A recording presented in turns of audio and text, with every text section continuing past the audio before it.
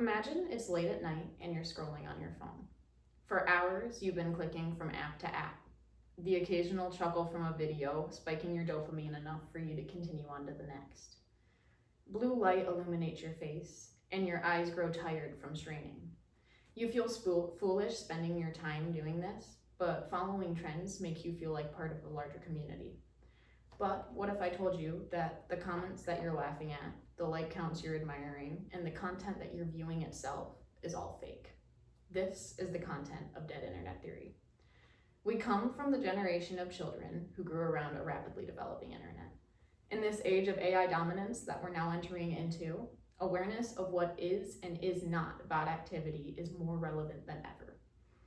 Today, we're going to discuss how Dead Internet Theory came into existence, what believers argue that it affects, and what critics argue against it.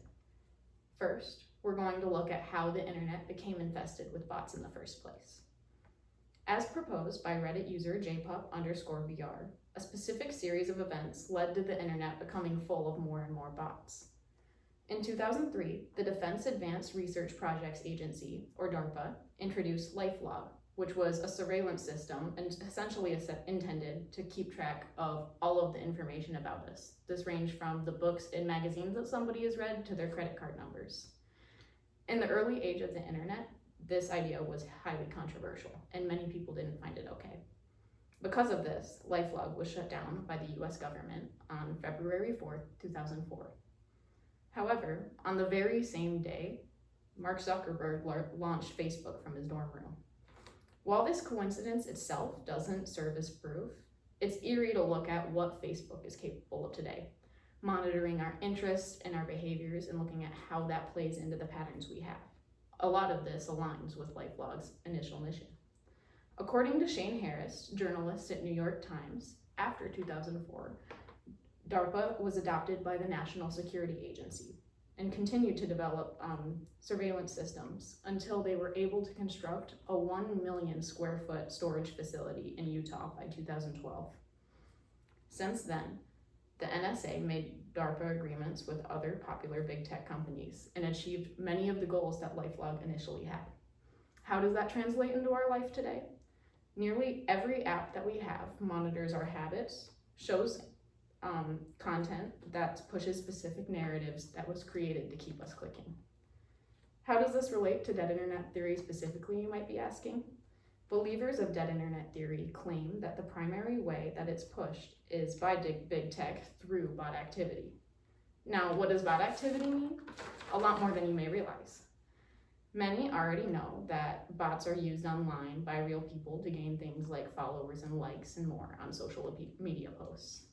The same goes for AI-generated products. Comments on videos, deepfake videos, or Sora AI videos.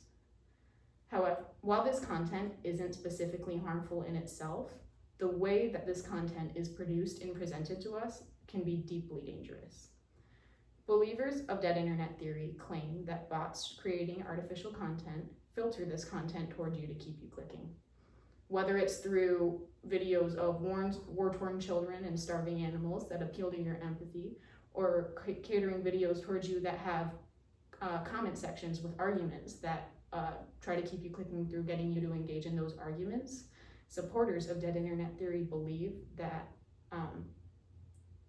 bots aid in pushing this content at a rapid and polarizing scale. There may be validity to this claim as well, because according to Anthony Cuthbertson, journalist at New York Times, over half of the internet activity we see today is from bots. Another way supporters argue bot activity affects us is through essentially spreading propaganda. As a part of basic human instinct, we follow common opinions. If we think our shirt looks good, but then we walk outside and we're told by 10 friends that that shirt's ugly, our opinion tends to waver, and oftentimes we'll end up siding with our friends at the end of the day.